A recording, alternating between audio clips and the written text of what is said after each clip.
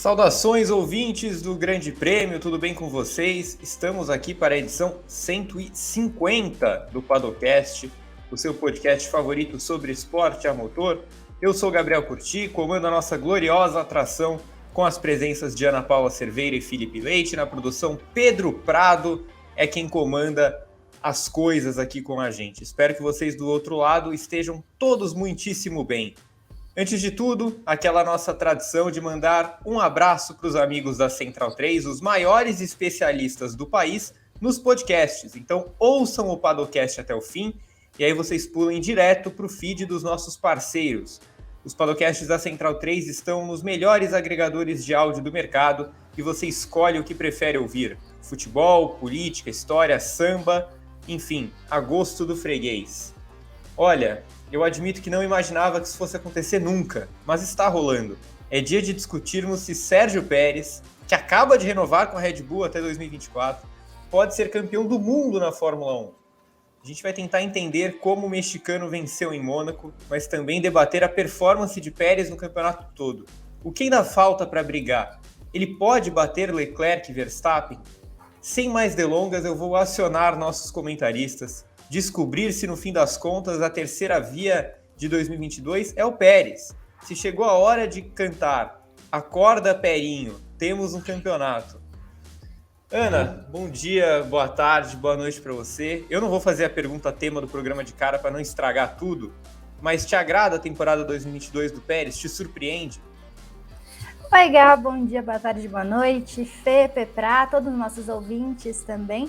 Me agrada muito, eu acho que o Pérez é um excelente piloto, sempre foi um excelente piloto, é um cara muito experiente e é um cara que está conseguindo tirar o máximo desse carro da Red Bull, né? Algo que a gente vê desde o início da temporada. Eu acho que ele se adaptou ainda mais rapidamente do que o Verstappen, mas é lógico que o Verstappen, por ser o Verstappen, consegue resultados muito surpreendentes. Então eu acho que me agrada muito, sim. Sobretudo pelas dificuldades que o Pérez teve em 2021, eu acho que ele entendeu bem como funciona a Red Bull, e lá no início da temporada ele já falava que se precisasse ele mudaria o estilo de pilotagem, ele tentaria entender melhor o carro, então eu acho que esses ensinamentos que ele teve em 2021, ele trouxe para 2022, então isso me agrada muito. Se me surpreende, eu já não sei, porque eu esperava um pouco mais do Pérez, né? Naquela reta final de 2021, ele teve 3 pódios seguidos, depois teve aquela atuação muito importante em Abu Dhabi, que aí eu já acho que ele ganhou a confiança da Red Bull para 2022, mas ao mesmo tempo, como eu disse, ele teve muitas dificuldades em 2021, então me surpreende, mas nem tanto, e agora com esse contrato renovado aí com a Red Bull, é muito importante para ele aí, para ver se ele vai conseguir repetir mais Mônacos agora a partir no campeonato. Muito bem, muito bem. E aí, Fê, o que você acha da temporada do Pérez até agora? Te agrada, te surpreende? Aquele primeiro balanço do que o mexicano já fez até agora. Salve, Gá, bom dia, boa tarde, boa noite, Aninha, Pepe na produção, todo mundo que está nos ouvindo em seus respectivos agregadores de áudio favoritos. Gá, me agrada muito e me surpreende muito a temporada do Pérez até aqui. E eu creio que a Red Bull também acha isso, né? Visto que no momento que a gente grava este Paddockcast, a equipe austríaca acabou de anunciar que, enfim, vai renovar com ele renovou já, né? Até 2024. Fico pensando em Pierre Gasly nesse momento. Mas enfim, voltando ao foco, o Pérez se mostra completamente adaptado ao RB18. Isso depois, como a Aninha falou, de um 2021 cheio de altos e baixos. O final da temporada foi alto. O começo, tirando o Imola, também foi bem, mas o meio de temporada dele não foi tão bom em 2021. Então, por isso, surpreende. E agrada, porque, na minha opinião, ele dá uma certeza à Red Bull que a equipe não tinha, que a equipe não via desde do Daniel Ricciardo. Então, assim, os taurinos, né, a Red Bull, enfim, tem um segundo piloto, entre aspas, né? Porque, enfim, esse é o tema do nosso programa, o cara tá na briga pelo título, então é difícil chamar de segundo piloto. Mas fato é que o Pérez se mostra um piloto de extrema confiança para a Red Bull. E, ao menos, vem mostrando isso, né, até aqui na temporada. E ele faz o que, por exemplo, o Carlos Sainz não estava fazendo pela Ferrari. De estar sempre ali quando o seu piloto principal, novamente em aspas, não consegue performar bem por motivo X, Y ou Z. Tem um problema no carro, circunstância de corrida, enfim. O Pérez sempre está lá. Então é por isso que ele agrada muito e ele surpreende muito nesse começo de temporada, Gá. Muito bem, eu vou pegar o gancho dessa fala do Felipe, vou inverter a segunda e a terceira perguntas aqui do roteiro, para já aproveitar o que ele falou, Ana. O Felipe fala que a temporada do ano passado do Pérez foi de altos e baixos, e acho que isso é indiscutível, todo mundo entende dessa forma, acho que ele mesmo sabe disso. Mas acho que mais impactante do que a grande diferença do ano passado para esse ano é que ano passado ele se destacou muito por defender o Verstappen, né? Por defender posição de pista, pelas brigas com Hamilton, muito mais do que pelas posições finais que ele chegou. Muito mais do que, por exemplo, estar ali quando o Verstappen não esteve. Ele não esteve, só esteve em Baku, né? Então, me parece um Pérez diferente, porque a gente olha para Jeddah, ele poderia ter vencido. A gente olha para Barcelona, ele poderia ter vencido. Agora ele vence em Mônaco. É um novo piloto? É completamente um novo piloto em termos de consistência e em termos de resultado. Se a gente pensar até aqui, depois de 8 etapas, o Pérez ele terminou todas as corridas no top 4, lógico, nas corridas em que ele não abandonou.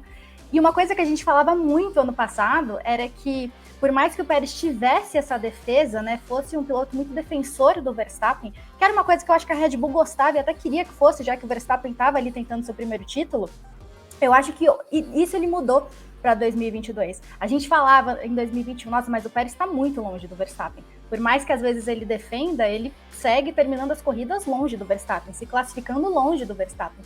E eu acho que a gente vê isso um pouco diferente em 2022. Por isso que eu acho que ele entendeu o universo Red Bull, é até uma pergunta que eu já estou adiantando aqui, mas eu acho que ele entendeu esse universo Red Bull, ele entendeu como as coisas funcionam, embora essas últimas semanas tenham sido um pouco diferentes, assim, digamos assim, eu acho que a relação dele com o Verstappen ajuda muito ele entender o seu lugar na Red Bull, que é uma coisa que a gente também vai discutir aqui no programa. E eu acho que isso é essencial para ele conseguir essa nova posição e conseguir esses objetivos mais ousados que ele quer para 2022, Gá. E aí, Fê, a gente olha para o ano passado, com exceção de Baku, acho que uma ou duas corridas o Pérez tinha condição real de vencer. Esse ano já foram 3. Que tal a transformação? Tá bem, muito bem. Assim, é indiscutível, como você falou, Gá, que a temporada de 2021 dele foi de altos e baixos, assim como é indiscutível que ele poderia ter vencido 3 corridas esse ano. Porque assim, Jeddah ele larga da pole e aí o timing daquele safety car foi horrível para ele, foi o principal prejudicado. Teve aquele quiprocó também com o Sainz na saída do pit lane, enfim. Em Barcelona foi a polêmica da ordem de equipe. Ele é um novo piloto em relação ao ano passado. E como você falou, até mesmo em questão de postura, né? Ano passado ele teve esse apelido do ministro da defesa, principalmente pelo que aconteceu em Abu Dhabi, que foi histórico, assim, foi uma defesa sensacional que ele fez no Hamilton. Esse ano não, ele poderia ser o ministro do ataque, e não só por uma postura mais agressiva que ele tá tendo, e sim, de novo, por se colocar em situações que lhe permitem vencer as corridas. Então ele é um piloto completamente diferente, muito consistente, só quebrou no Bahrein, né, nessa temporada, que foi logo a primeira corrida do ano, e de lá para cá o pior resultado dele foi um 4º lugar. Que se você para pensar, é muito ok. Visto que a Red Bull tá brigando com a Ferrari, né, então são os 4 carros de ponta, e volta e meia a Mercedes está se colocando no bolo ali. Então estar em 4º com o pior resultado, que ele conseguiu 2 vezes essa temporada, é muito bom mesmo. E tudo bem, ainda que os resultados de começo de ano não sejam tão diferentes quanto em 2021, porque, por exemplo, ele ganhou no Azerbaijão e foi a 6ª etapa daquele calendário. E aí foi só aquele 11º lugar em Imola que destoou, né, no 2021 dele. Mas mais do que o resultado é a performance. E agora você consegue sentir essa solidez que o Checo tá tendo. Você consegue sentir que, assim, como a Aninha falou, a gente vai falar isso mais pra frente no programa, eu particularmente eu não sinto que ele vai manter isso por muito tempo. Mas só dele estar nessa posição com 7 corridas para conta, é um ótimo indício. E a Red Bull acerta em apostar nessa solidez dele ao longo prazo, entendeu? Porque, de novo, ele é um cara que traz uma certeza que a equipe não tinha desde o Ricciardo. Muito bem. A gente falou dessas 3 corridas que o Pérez poderia ter vencido. Talvez Mônaco tenha sido a que ele menos fez por onde, talvez, né? Porque Jeddah, ele larga da pole, ele comanda a corrida e aí dá um timing horroroso de safety car. Em Barcelona ele tem de ceder a posição para o Verstappen, em Mônaco meio que cai no colo dele, né? Porque por causa da estratégia da Ferrari, da boa estratégia da Red Bull. Mas o que a gente achou da vitória dele em Mônaco, Ana? Quanto de mérito dele teve nisso? A gente sabe do erro de estratégia da Ferrari e do acerto da Red Bull, mas qual foi o papel do Pérez nesse processo? Eu acho que Mônaco foi um presente para ele depois de Jeddah, né? Porque, coitado, ele não teve sorte nenhuma em Jeddah. E Mônaco, como você disse, meio que caiu no colo dele. Mas eu quero lembrar uma coisa que o Renato Ribeiro até postou no Twitter, o Renato Ribeiro aqui do Grande Prêmio, ele postou no Twitter que o Sainz tinha pensado em colocar slicks, mas ele esperou para colocar, ele queria esperar um momento para colocar. O Pérez, graças à Red Bull, a gente precisa ressaltar isso, mas o Pérez foi na cara e na coragem. Ele trocou para os slicks, ele testou mesmo, podia ter dado muito errado, mas deu muito certo. Então eu acho que tem um papel fundamental do Pérez por ele ter também tido essa ideia de trocar para os slicks, assim como a Red Bull também apoiou essa estratégia e confirmou essa estratégia, e eu acho que depois também ele defendeu, tudo bem que Mônaco não é uma pista de ultrapassagens, mas eu acho que ele gerenciou bem a corrida, gerenciou bem os pneus no final da corrida para conseguir se manter ali, porque querendo ou não podia acontecer algo muito errado e o Sainz ultrapassá-lo. Então, acho que ele conseguiu gerenciar bem essa parte e, enfim, vencer em Mônaco. Lógico, volto a dizer que eu acho que, embora o Pérez tenha mérito pelo que ele fez na corrida, por ter conseguido gerenciar bem a corrida, a Red Bull acertou muito e a Ferrari errou muito, né? A gente precisa falar que a estratégia da Ferrari foi fulminante para a corrida dos seus dois pilotos ali. Então, eu acho que... E, além disso, Mônaco, como eu disse, é um circuito que não é de muitas ultrapassagens. Talvez, se fosse um circuito mais aberto, um circuito que permitisse mais ultrapassagens, o Sainz, ali naquele momento, poderia ter atacado com mais força, digamos assim, o Pérez. Mas eu acho que o Pérez tem um mérito, sim, um grande mérito por essa corrida, por ter tomado essa atitude também, de ter conversado ali com a Red Bull e ter trocado os pneus no momento certo. Eu acho que a palavra de Mônaco foi que o Pérez acertou nos momentos junto com a Red Bull. Eu acho por isso que eu acho que Mônaco foi um presente para ele depois de Jeddah. O que ele não teve de sorte em Jeddah, ele teve, aliás, muito infortúnio em Jeddah, ele teve de sorte em Mônaco. E aí, essa terceira vitória na carreira dele, num dos circuitos mais clássicos da Fórmula 1. Concordo, Ana. E aí, Fê, Christian Horner disse na entrevista pós-corrida que o Sérgio Pérez estava em chamas no GP de Mônaco. O que ele quis dizer com isso? Alguém estava em chamas em Mônaco? Eu vou te falar, viu? Em chamas, eu não tinha visto essa. Ótimo. Gá, respondendo a pergunta, eu não creio que o Pérez estava em chamas, né? Puta, bom demais. Mas eu não creio que ele estava em chamas em Mônaco, não. Eu concordo com o que você disse na pergunta, com a Aninha falou, pra mim é o gabarito, assim. A sorte que ele não teve em Jeddah, ele teve em Mônaco. Porque se a gente for colocar na ponta do papel, em questão de merecimento, e aqui quando eu entro nesse tópico, óbvio que o Pérez teve muito mérito, isso é fato claro. Quem sou eu, um Redes jornalista, para dizer que um cara que venceu em Mônaco não tem mérito? Mas eu achei a vitória circunstancial. E dito isso, na sua pergunta, por exemplo, você fala que ele mereceu vencer mais em Jeddah e na Espanha do que em Mônaco. Eu concordo 100%. Mônaco foi a corrida que ele menos mereceu vencer. Porque a Ferrari, como a Ana muito bem falou, entregou de bandeja essa vitória. Assim, ó, cardápio do dia, vitória em Monte Carlo. Queres? Quero, óbvio. Porque assim, a gente tem que ser sincero, você tem que fazer um esforço enorme, colossal, para em Mônaco largar da primeira fila e perder a corrida. Tem que fazer um esforço enorme. E a Ferrari, principalmente nos pitstops, mas não somente, é bom a gente falar, não somente, errou totalmente a mão da estratégia, totalmente. A Red Bull foi mais ousada, de novo, como a Ana falou, e eu enxergo isso como um processo natural, porque assim, se você analisar logicamente, a Red Bull tinha que fazer exatamente o que fez. Cara, é Mônaco, é uma pista extremamente difícil de passar, você tem um carro muito superior ao do restante do grid. Então assim, eu tô em terceiro, quarto, é óbvio que eu vou para cima. Isso é claro. Assim como era óbvio, assim como não tinha segredo para a Ferrari, a estratégia que eles tinham que fazer era guardar a casinha, responder à marcação rival e acabou. Só que de alguma maneira eles conseguiram estragar isso. Então assim, por conta desse cenário que se mostrou a corrida, eu quero incluir Max Verstappen nesse contexto também.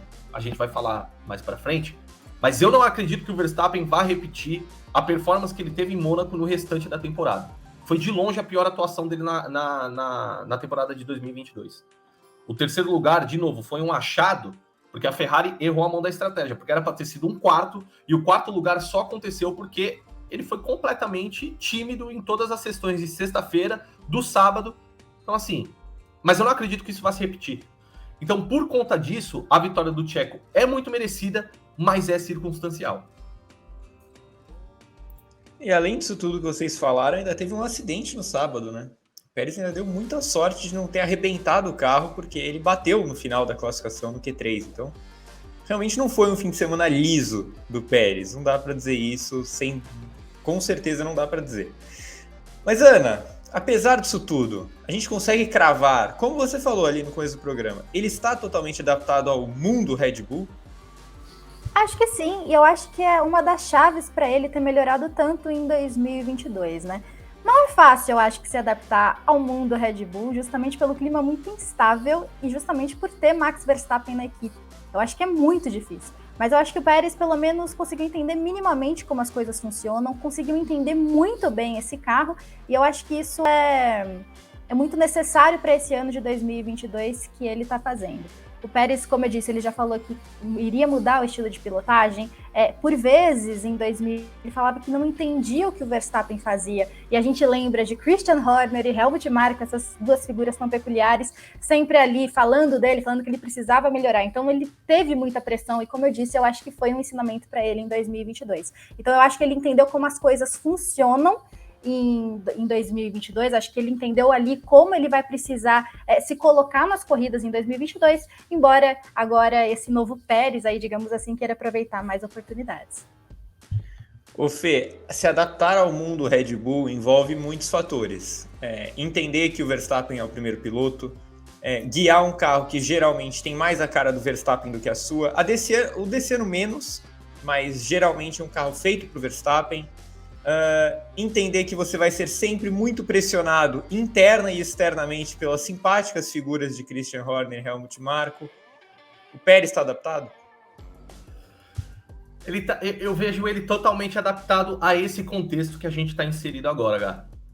Mas eu vou aproveitar o gancho que você me deu na pergunta, porque assim, eu acho que a nova era, esse novo regulamento técnico da Fórmula 1 tem um papel enorme no fato do carro deste ano ser um carro mais no ponto comum entre os dois pilotos da Red Bull. Então, assim, justamente porque você não sabe ainda muito bem em que mão a competição vai estar, você não sabe direito como elaborar o seu próprio carro, porque o regulamento é novo, e muitos elementos novos foram adicionados ao jogo, enfim, o conceito do efeito solo, os pneus maiores, teto orçamentário, que a gente precisa falar também, porque entra pro jogo. Então, assim, a Red Bull, eu acho que foi mais no ponto comum entre os dois pilotos, porque não sabia muito bem como o carro e como a própria Fórmula iria responder a essa nova era. E Fórmula, eu digo não a Fórmula 1, mas o modus operandi mesmo da equipe. Eu acho que a tendência, a partir de 2023, uma vez que o entendimento desse regulamento vai ser maior para todo mundo, que cada vez mais esse carro vá aqui para o lado do Verstappen e não para o do Pérez. Em estilo de pilotagem mesmo. E eu não vejo isso como uma decisão ruim, tá? Não é uma crítica. Eu acho que é um processo lógico. É um processo lógico porque o Verstappen é um piloto que tem um teto de habilidade muito, mas muito maior do que o do Pérez. O Verstappen já foi campeão mundial. Então, assim, você tem que fazer realmente um carro que corresponde a ele. Eu paro e ouço, como que esse carro pode te satisfazer melhor? Como é que a gente pode aumentar a performance? Assim, assado. Eu vou fazer isso. Obviamente, eu vou levar em consideração o que o Pérez vai falar, mas eu tenho que priorizar o cara que pode me levar mais longe, que tem mais chances de alcançar o sucesso para mim e para ele. Então, assim, eu vejo o Pérez adaptado a esse contexto de 2022. Eu concordo com a renovação até 2024. Vou falar pela terceira vez, mas é um ponto que eu gosto de frisar. Ele é um piloto que deu uma certeza para a Red Bull, que desde o Ricardo a gente não via, porque o Albon, o Gasly, por serem novatos, por entrarem nessa conjuntura que você falou, Gá, não conseguiram corresponder, e o Pérez consegue. Então sim, ele está adaptado. A renovação mostra isso. E aí ele vai falar, como falou, de bom relacionamento com o Verstappen, de bom relacionamento com o Helmut Marko e com o Christian Horner, figuras de honra, enfim, não vou nem falar nada. E é tudo muito lindo agora, mas eu fico pensando no que 2023 e 2024 vão trazer pro Pérez.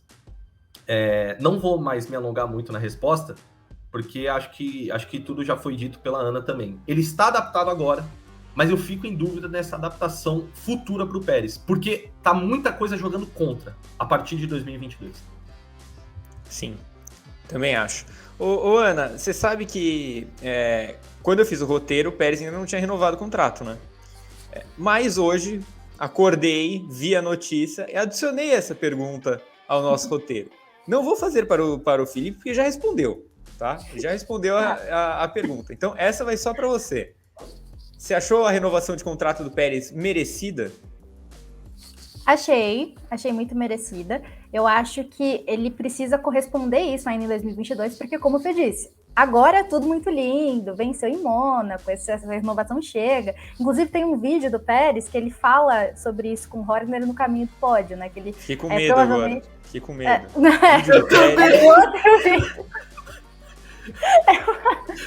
É um outro tipo de vídeo, né? Que ele tá subindo no pódio, ainda tá bem, tá sóbrio, digamos assim.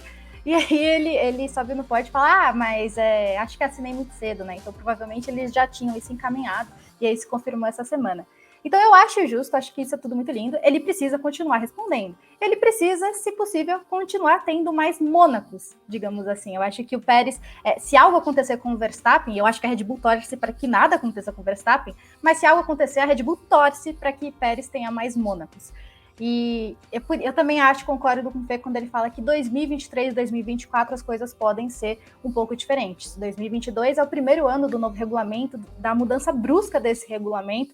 É um carro que ainda, também concordo que não meio a meio, mas é um carro que teoricamente é confortável para os dois pilotos. Mas é lógico, tendo Max Verstappen na equipe, que é a grande esperança da Red Bull, que é onde a Red Bull deposita sua confiança, eu acho que aí 2023 e 2024 as coisas voltam, né? O carro volta, entre aspas, a ser mais Verstappen, e aí o Pérez continua tendo a posição que ele tem hoje, embora tenha conquistado essa vitória muito boa em Mônaco, e ele diga aí que vai disputar o título, que as coisas estão iguais. Então eu acho justo, mas a ver como as coisas vão acontecer. Muito bem, até agora tudo foram flores, né, para o Pérez aqui no programa. Que temporada linda, contrato renovado, olha só que coisa bonita, tá perto na classificação do campeonato, 15 pontinhos, pintou o campeão. Mas agora vamos para a segunda parte do programa, que eu acho que agora a coisa fica um pouco mais áspera para o Pérez. Fê, começando com você, como é que fica a disputa com o Verstappen? Max Verstappen é o maior empecilho do Pérez na disputa pelo título? Sim, totalmente, 100%. Porque assim, apesar do bom relacionamento entre os dois, Gá, eu acho que o pacote Verstappen é uma força praticamente imparável para uma figura como o Sérgio Pérez. E eu vou explicar. Você falou que agora a coisa começa a ficar áspera, e é verdade. Vai ser uma opinião um pouco mais contundente, mas espero que o processo argumentativo faça sentido. O Verstappen é muito mais piloto do que o Pérez é. Muito. Porque assim, o Verstappen tá num panteão de campeão, e isso já responderia a qualquer tipo de pergunta de diferença de nível de pilotagem. Só que não só isso, o Verstappen é mais novo. O Verstappen é um talento geracional que a Fórmula 1 tem. E o Pérez, com todo respeito, é um ótimo piloto. É um piloto muito sólido, é um piloto muito consistente. Poderia fazer mais 1000 elogios a ele, como a gente já vem fazendo. Só que ele não tá na mesma liga que o Verstappen, mas nem de perto. Nem de perto. Então, assim, o pacote Verstappen, que vai incluir um óbvio favorecimento da Red Bull, e na minha opinião, justificado, próprio nível de pilotagem, o cara foi campeão, tirou esse peso dos ombros dele. Esse ano, excepcionalmente, Mônaco foi a exceção, mas ele tá muito bem na temporada, ele tá muito bem. Ele é o melhor piloto desse grid, o melhor piloto, né? De performance nessa temporada. Eu acho que tá entre ele e o Leclerc, mas ele tem uma claríssima vantagem. Então, assim, o Pérez tem que lutar não só contra a performance dele, porque isso também é um obstáculo, e isso seria para qualquer piloto. Ele tem que lutar contra tudo que o Verstappen representa, não só para ele, mas para a Red Bull. Ele é a galinha dos ovos de ouro. É o favorito, é o preferidinho de Horner e de Marco. Então, de novo, eu acho que o papel do Pérez está muito claro. E o que ele vem fazendo é até um ato revolucionário, digamos assim, nessa temporada, porque ele está indo contra a lógica. Ele está indo contra a lógica. A Red Bull que é um piloto sólido, que garanta o Mundial de Construtores, mas que não arrisque, que não coloque em risco o piloto número 1, que é o Verstappen. E, de novo, ok, Porque a gente acabou de ver Bottas e Hamilton durante 5 anos e a Mercedes exatamente fazendo a mesma coisa. Porque em 2016 deu no que deu. Então, ele tem que lutar com muita coisa, contra muita coisa. E de novo, aí, para finalizar, para responder a pergunta, o Verstappen é o maior empecilho do Pérez. E eu diria que o segundo empecilho na lista é o próprio Pérez. Porque eu não acho que ele vai manter essa consistência que ele está tendo nesse começo de temporada durante todo o campeonato. Então, é isso. Muito bem. Ana, a gente costuma ouvir dos pilotos, desde que eles são novinhos, né? Desde antes da Fórmula 1, o primeiro adversário é sempre o seu companheiro de equipe, né? Sempre o cara que tá lá dividindo o box com você. Mas acho que nesse caso é um pouco além disso, né? Não é que o Verstappen é só o principal rival do Pérez, ele é meio que como o Felipe falou, né? Ele é o cara que a equipe deseja que seja campeão. Então, como é que fica o Pérez nessa história? Coitado do Pérez, né? Que precisa mostrar muito mais do que qualquer piloto que teoricamente esteja numa equipe em que as chances são iguais deveria mostrar. O Verstappen ele é o maior empecilho do Pérez, porque eu acho que a gente aqui pode concordar que o Verstappen é muito mais talentoso. E que, como o Fê falou, o teto de habilidade do Verstappen é muito maior que o do Pérez. Por mais que eu tenha um fã-clube do Pérez aqui, eu acho que a gente pode concordar nisso. E é claro que o foco da Red Bull sempre vai ser o Verstappen. Não é como se o Verstappen tivesse chegado ano passado, tivesse chegado esse ano e a Red Bull, não, vou decidir apostar nesse cara. A Red Bull trabalha há anos com o Verstappen para construir um carro para o Verstappen para ele ser campeão. Aconteceu em 2021 e não é que agora vamos torcer para o Pérez fazer isso. Não, vai continuar torcendo para o Verstappen. É um cara novo, de 24 anos, que, assim, eu vejo ele sendo campeão por muitos anos ainda na Fórmula 1. Ele tem uma habilidade muito grande, ele foi feito, né? E há muitas discussões sobre isso, mas pelo pai dele, ele foi feito para ser esse piloto, para ser essa máquina, digamos assim, que ele é hoje. E eu acho que o Pérez, para que isso mude, que eu acho praticamente impossível, mas para que isso mude, ele precisa ter mais Mônacos, e como o Fê falou, eu ainda não consigo cravar que o Pérez vai continuar tendo mais Mônacos, e não só isso, eu acho que ele precisa torcer para abandonos do Verstappen, para torcer que coisas aconteçam para o Verstappen, para ele ser realmente piloto que a Red Bull vai falar, não, agora vai, é a sua chance. Mas mesmo assim, a escolha da Red Bull sempre vai ser o Verstappen. A Red Bull acho que deixou isso muito claro nos últimos anos, sobretudo em 2021, e deixa claro agora, não é porque a renovação do Pérez vai até 2024 que isso vai mudar. Eu acho que pelo contrário, é para o Pérez continuar tendo a posição que ele tem e sabendo que o Verstappen sempre, pelo menos que a gente espera, né, que a gente pode entender pela Fórmula 1 hoje, é que o Verstappen sempre vai ser um empecilho para o Pérez atingir seu grande objetivo, que é ser um dia campeão da Fórmula 1. E é justificável, né, essa preferência da Red Bull pelo Verstappen. Como vocês falaram, o Verstappen é um piloto de outro nível mesmo. Assim, o Pérez é um muito bom piloto e o Verstappen é um fenômeno. Então, não é uma escolha muito difícil de se fazer. Porém, senhor Felipe, a Red Bull jura que não vai dar mais ordens de equipe, pelo menos por enquanto. Ele falou, não, agora eles podem os dois brigar pelo título, estamos tranquilo. A gente acredita nisso até quando? O GP do Azerbaijão? Acho que é um prazo bom, Gá. É um prazo bom. Eu acredito até a próxima corrida. E vai ser sempre assim. Se não acontecer no Azerbaijão, eu vou acreditar só até o Canadá. Se não acontecer no Canadá, assim vai indo. Porque assim não dá pra acreditar. Não dá pra acreditar. A temporada é muito longa. Você pega todas as corridas que aconteceram até aqui e ok. O Verstappen não tá incomodado, o Checo tá na briga, tá tudo lindo pra todo mundo. Mas se isso continua, eu não acho que vai, mas se continua, eu duvido que não tenha uma nova ordem de equipe. O que a Aninha estava falando na resposta anterior, que ela falou muito bem assim, a Red Bull já provou isso em 2021, continua provando que o Verstappen é o preferido. A Red Bull provou isso no GP passado, na Espanha. Eles acabaram de provar isso. Aquele rádio foi assim, o recado claro que todo mundo já sabia, mas que agora ficou oficializado, entendeu? Então, assim, eu sou do time que eu não acredito que figuras, como você muito bem falou, Gá, simpaticíssimas, como Helmut Marko e Christian Horner, vão ligar para qualquer tipo de repercussão negativa. Então, assim, aconteceu na Espanha, só não aconteceu em Mônaco, porque, na minha opinião, a vitória do Pérez foi circunstancial e, de novo, é Mônaco. É difícil você fazer essas trocas na pista, só não falar isso pro Gasly, que teve um desempenho ótimo ali de ultrapassagem. Mas, enfim. Só que, se acontecer no Azerbaijão, numa situação que, cara, você consegue imaginar se o Leclerc tá ali na cola do Verstappen, em segundo, e o Pérez está em primeiro, é impossível você não imaginar que a Red Bull não vai querer colocar um carro entre os dois principais postulantes ao título. E ela teria que fazer isso, porque ela tem a arma para fazer isso. É melhor você ter que lidar com a repercussão negativa e, enfim, questionamentos morais, do que você não ter esse cara e você sequer ter a possibilidade de brigar, de saber como que seria, entendeu? Então, assim, eu não acredito que nesse papo da Red Bull, que é uma conversa clara e óbvia só pra, tipo, dar aquele tapinha na cabeça do Pérez e falar, não, calma, tá tudo bem, desculpa, eu sei que eu vacilei, não vai se repetir. É óbvio que vai acontecer de novo. E o Pérez sabe que vai acontecer de novo e o Pérez entende que vai acontecer de novo. Senão não tinha renovado até 2024. Ele sabe que ele é o segundo piloto, entendeu? Mas você tem que brigar. Você tem que, ao menos, tipo, no rádio, falar, não, isso é injusto, não sei o quê. Se era tão injusto, por que você não brigou na pista? É injusto? É óbvio, claro que ele não ia fazer isso. Eu não tô falando que era pra ele ter feito isso. Mas eu questiono muito esse tom do rádio dele, entendeu? De que, tipo, isso é injusto, a gente conversa depois. Era óbvio que vocês vão conversar, mas vocês vão conversar o quê? O que tem pra ser conversado depois? Tá muito claro o que aconteceu.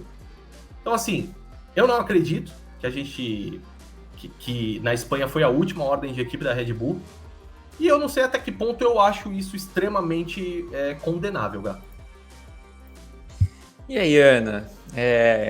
Red Bull garante que não vai dar mais ordens. É verdadeiro ou extremamente falso? E por quê?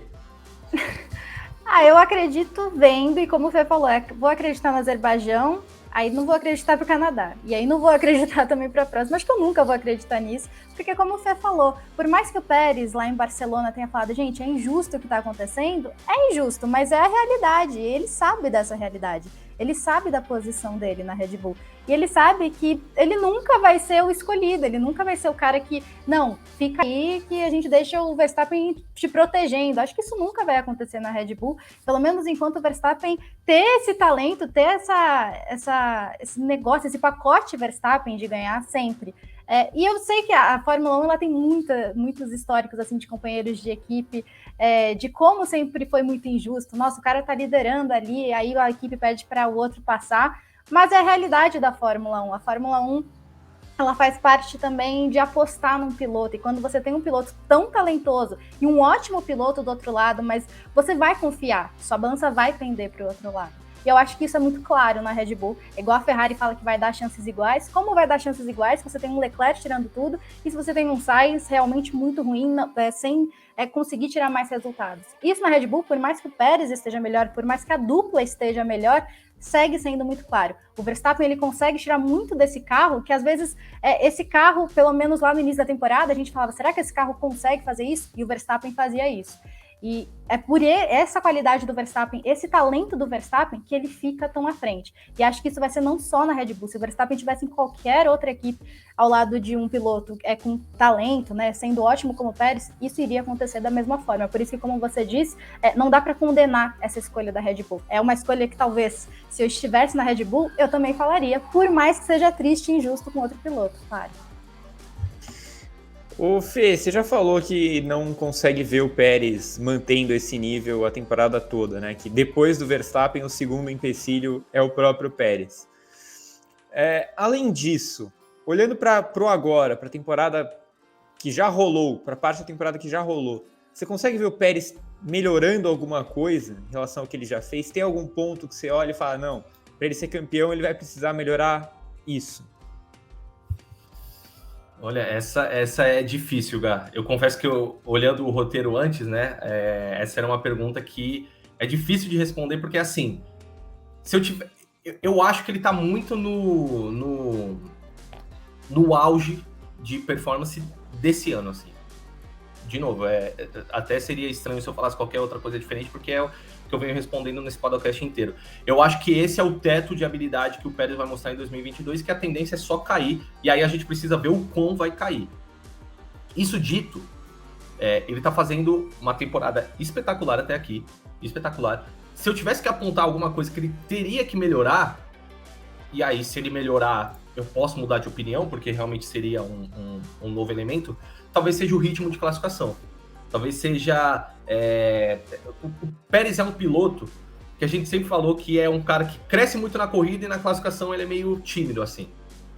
E eu acho que se ele conseguir arrumar essa parte da pilotagem dele, não que os resultados até que tenham sido ruins, tá? Mas assim, volta e meia, ao invés de você largar em quarto, você largar em segundo ali, você faz uma dobradinha. Ele largou na pole em Jeddah, ok, mas você faz ali uma dobradinha com o Verstappen de vez em quando, ou quando a situação não tá favorável, você fica em terceiro, você se coloca ali no pelotão da frente, e aí você abre mais possibilidades para que as estratégias soprem a seu favor, entendeu? Você não tá sempre tendo que escalar uma montanha, de ter que se recuperar na corrida, e ele tem capacidade para fazer isso, mas enfim, é um desgaste a menos. Então, eu acho que o ponto que ele precisa melhorar até aqui é o ritmo de classificação, porque o resto eu vejo uma temporada muito sólida, muito consistente do Checo, Gá. E aí, Ana, historicamente o Pérez tem problemas com classificação, né? Desde que ele chegou à Fórmula 1. Ainda é o grande defeito da temporada dele, ou você enxerga uma evolução também nesse aspecto em 2022? Então, eu enxergo uma evolução, mas acredito que ainda seja calcanhar de Aquiles, digamos assim, para o Pérez. A gente falava em 2021 as dificuldades do Pérez na classificação, embora, como o Fê falou, na corrida ele sempre se provasse melhor, né? E eu até separei aqui, em 8 corridas em 2022, o Pérez largou duas vezes à frente do Verstappen. Em 2021, se eu não me engano, em 21 corridas, ele largou 2 vezes à frente do Verstappen. Então, claramente, ele melhorou na classificação, mas ainda é algo que eu acho que falta um pouco mais para o Pérez. Largar à frente do seu companheiro de equipe é importante em certos circuitos, como em Mônaco, por exemplo, e há outros circuitos assim também, para você estar à frente ali do seu companheiro de equipe, teoricamente pode te dar alguma vantagem, né? Embora a gente acredite que isso não vai acontecer, mas eu acho que isso falta um pouquinho para ele. Se ele melhorar isso, eu acho que ele estaria bem no auge, como o Fê falou, em 2022. Ele provaria a todo mundo que ele realmente se adaptou muito bem a esse regulamento, a Red Bull em 2022. Eu acho que ainda é algo que falta um pouquinho para ele, embora ele tenha claramente evoluído em relação ao ano passado. Muito bem, muito bem. Olha só, agora a gente vai começar a tentar entender as chances do Pérez no campeonato de fato. Agora com comparações mais plausíveis. Então vamos lá, Fê. Começando então. Pérez tem mais chances de título em 2022 que a dupla da Mercedes, George Russell e Lewis Hamilton? Justifique sua resposta. Gostei. Tem sim. E vou justificar, e aí, tendo já falado bastante do Pérez, eu vou me ater no comentário à Mercedes. O porquê o Pérez tem muito mais chance de campeonato do que o Russell e Hamilton. A briga dele com o Russell é a consistência também do George, que até então só pegou top 5 na temporada. A briga dele com o Hamilton é que o cara é um heptacampeão mundial, então uma hora ou outra você espera que ele lance uma carta na manga. Falando sobre a Mercedes em si, é uma equipe que, por exemplo, o Marum, até o Pedro Henrique Marum aqui do Grande Prêmio, no pré-briefing que a gente fez da Espanha, ele fez um comentário que depois eu refleti e eu creio que eu concordo, assim. Que a gente falou muito da Mercedes ressurgindo na Espanha, mas que tudo que a Mercedes mostrou naquele circuito da Catalunha já era esperado. Já era esperado em questão de desempenho do carro nos setores. Assim, o primeiro e segundo setores da Mercedes eram bons e ela perdia tudo no terceiro setor da pista. Então, assim, e realmente condiz com o desempenho que a equipe alemã vem tendo na temporada. Quando ele falou isso, aí eu passei, ok, porque eu era da opinião de que, cara, a Mercedes voltou com tudo. A Mercedes voltou não sei o quê, Espanha, lá. E aí chegou em Mônaco, pum, de novo, quarca-quarca. E o porquê? Porque em Mônaco, os kicks de novo voltam a atrapalhar a Mercedes. E era uma pista que eu, particularmente, não estava esperando que isso fosse o fator. Tanto pelo que aconteceu na Espanha, quanto da melhora, né, do W13, quanto pela configuração da pista de Mônaco, né? Então, assim, eu não estava esperando que a Mercedes fosse encontrar esse problema e eu esperava um rendimento melhor em Monte Carlo. O Hamilton foi praticamente não existente na corrida. O Hamilton não apareceu em Mônaco. Apareceu para dar uma panca no Ocon, né? E o Ocon que foi punido. Mas beleza. E o Russell se aproveitou daquele também largou no top 6, né? Se aproveitou ocasionalmente ali de um pit stop que deu errado, fez um undercutzinho aqui, pegou no 5º lugar e aí ninguém pega mais porque Mônaco é super difícil de passar. Então, de novo, tem o mérito de ter mais uma vez chegado na 5ª colocação, ter pegado no top 5, mas assim como a vitória do Pérez eu achei circunstancial.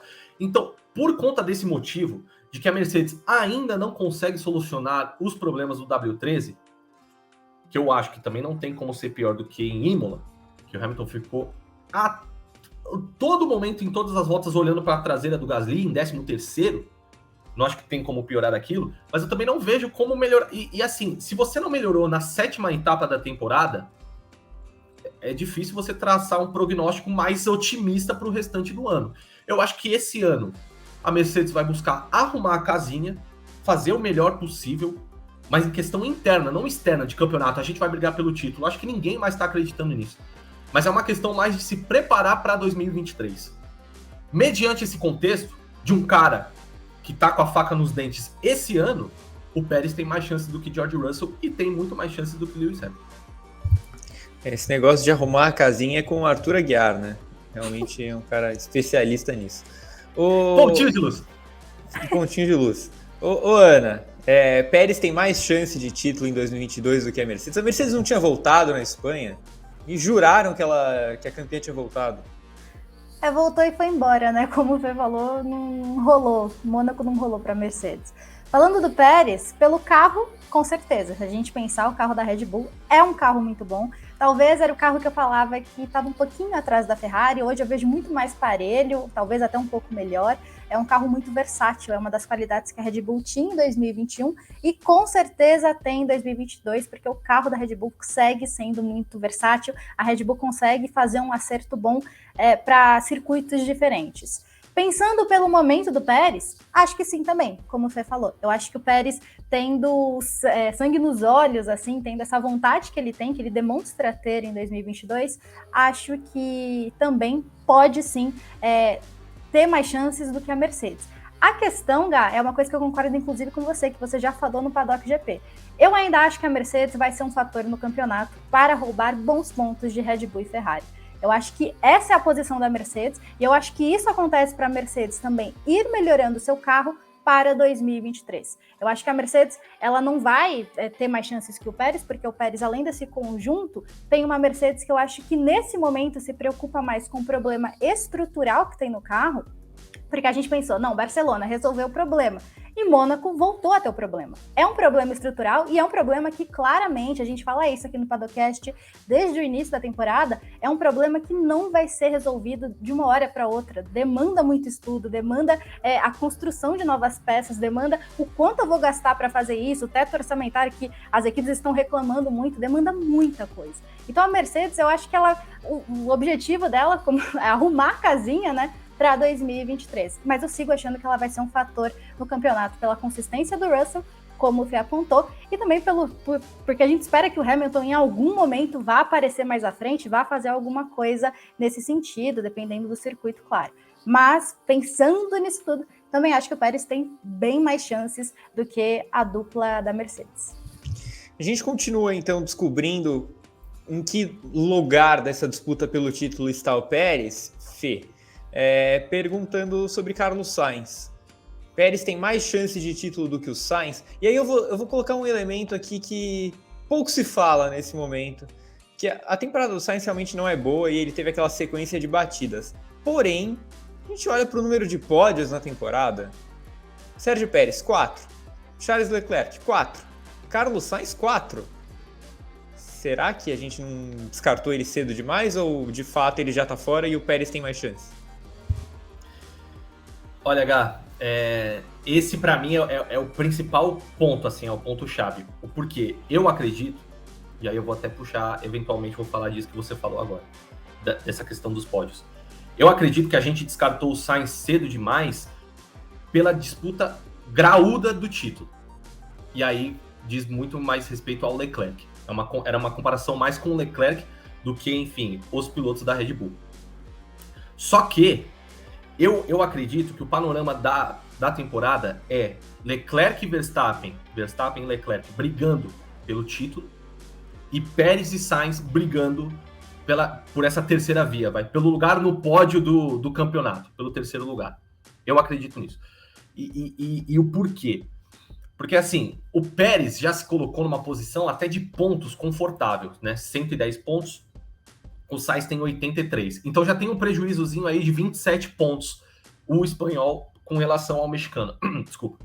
Então já tem aí uma vantagem considerável, 27 pontos, mas não é nada também absurdo de você tirar.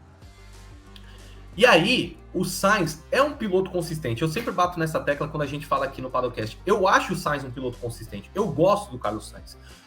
O que parece que aconteceu foi que a pressão de ter um carro que finalmente é um carro extremamente capaz de vencer corridas, ainda que não faça isso há um bom tempo já na temporada, é um carro extremamente capaz de vencer corridas, e o Sainz meio que sentiu a pressão, sentiu o golpe, entendeu? Só que, em Mônaco, ele já deu uma resposta interessante. Não só de performance, como de postura. Você falou, Gá, a confusão do Leclerc indo pro pit stop, e aí também depois eu e a Ana, a gente complementou nos nossos comentários. O Sainz, enquanto o Leclerc se embananava todo ali, o Sainz peitou a decisão. Falou assim, ó, eu acho que dá para ir direto pro pneu duro. Vou segurar o pneu de chuva. E ali ele ficou em segundo. Porque, de novo, concordo com... Eu acho que foi o Renato que falou, você também deve ter falado em algum ponto que eu já ouvi, Gá. O Leclerc perdeu a corrida, consequentemente pódio, na segunda parada, mas o Sainz perdeu a chance de vitória na primeira, quando o Pérez sai na frente dele, depois, eventualmente, naquela decisão dos pneus médios. Então, assim, só que, ainda assim, ele se colocou numa posição muito melhor do que a do Leclerc, porque ele fez um pit stop a menos. Leclerc andou, inexplicavelmente, 4 voltas com o pneu intermediário, e voltou para os boxes para colocar o pneu duro. Dava para segurar, entendeu? E até o mesmo Binotto falou isso agora. Acabei de escrever um conteúdo de texto para o Grande Prêmio, que o Binotto fala assim, a gente subestimou o ritmo do pneu intermediário, e uma vez que isso aconteceu, a gente não deveria ter chamado o Leclerc. Não pela velocidade do composto, e sim porque se espera um pouco, como a gente esperou, no final das contas, é que o Leclerc já tinha entrado no pit lane, se você espera um pouco, você consegue fazer direto o pulo para os pneus duros. E foi uma decisão que o Sainz mancou. Então o mérito é dele também, é um mérito estratégico dele. Ele deu essa resposta interessante no sentido de postura. Esse Sainz eu gosto de ver. Não o Sainz que inexplicavelmente erra, que calcula mal tempo de aderência do pneu, a janela de temperatura dos pneus, como aconteceu na Austrália. Não o Sainz que bate a roda em treinos livres, como aconteceu na Emília-Romanha, como aconteceu em Miami. Esse é o Sainz que é um Sainz interessante da gente ver. E, assim, eu não sei se eu partilho dessa opinião, mas o próprio espanhol falou que se não fosse o retardatário, que eu acho que foi o Albon, que deu uma segurada nele ali naquelas bandeiras azuis... Dele foi o Latifi, o Albon atrapalhou o Leclerc. Tinha que ser o Lalá. O Lalá, se não fosse o Lalá, talvez ele tivesse vencido a corrida. Eu não sei em que ponto ele ia ultrapassar, mas ele estava na cola do Pérez na reta final da prova. Então, assim, esse Sainz briga com o Pérez pelo terceiro posto. O Sainz que a gente estava vendo antes, que tinha sentido a pressão, aí não. Aí, para mim, a terceira via é o Pérez. Muito bem. E aí, Ana? Pérez tem mais chances de título que o Carlos Sainz? Eu acho que a gente analisa muito na Fórmula 1 um momento, né? Em 2021 a gente tentava analisar muito à frente, tudo acabava caindo por terra. Então, pelo momento, eu diria que sim, Gá, porque o Pérez se encontrou. Para mim, o Sainz ainda não. Por mais que eu concorde com o Fê que em Mônaco ele tenha dado um passo importante em termos de postura e em termos de performance também, por mais, né, da estratégia não ter dado tão certo assim. E algo que eu estava pensando, quando eu li essa pergunta no roteiro, era inclusive lá no Bahrein. Eu imaginava que o Sainz ia vencer uma corrida primeiro ou que o Pérez ia vencer uma corrida primeiro. Eu imaginava com certeza que o Sainz ia vencer uma corrida primeiro, justamente, lógico, pelo carro da Ferrari e pelo que o Sainz apresentou em 2021. Eu tenho a temporada de 2021 muito por base, porque foi a temporada de estreia tanto do Sainz como do Pérez. E a gente viu uma diferença muito grande. Como o Fê falou, uma das maiores qualidades do Sainz e que eu mais admiro o Sainz é a consistência, algo que ele teve em 2021, numa temporada em que a Ferrari estava se recuperando de uma das piores temporadas da história, que foi de 2020. E ele chegou realmente com uma postura importante, tendo performance importante também, por mais que ele fizesse algumas corridas de recuperação, ainda assim era muito importante. Então eu esperava muito mais do Sainz, pelo menos para esse início de temporada de 2022. E eu acho que pelo momento o Pérez tem mais chances por ter também em mãos, como eu disse, um pacote muito bom, ter um carro muito bom que a Red Bull tem, volto a dizer, um carro muito versátil. Mas se o Sainz se recuperar, se o Sainz conseguir se adaptar a esse carro, que eu acho que a chave para o Sainz é se adaptar esse carro. Não parece ser um carro tão tinhoso como a Ferrari tinha nos anos anteriores. e mesmo assim ele ainda pena para se adaptar, talvez pela pressão também de ter um carro vencedor de corrida, sobretudo de disputar o título. Não acho que o Sainz está longe, acho que se o Sainz pegar a mão nas próximas corridas, voltar a ter essa performance em circuitos diferentes também, claro que aí vai depender do carro, das atualizações da Ferrari, mas acho que ele tem chance, só que pelo momento acho que eu vejo o Pérez à frente. Fê, eu não vou perguntar se o Pérez tem mais chance de título que o Leclerc e que o Verstappen, porque eu acho que essa resposta é meio óbvia.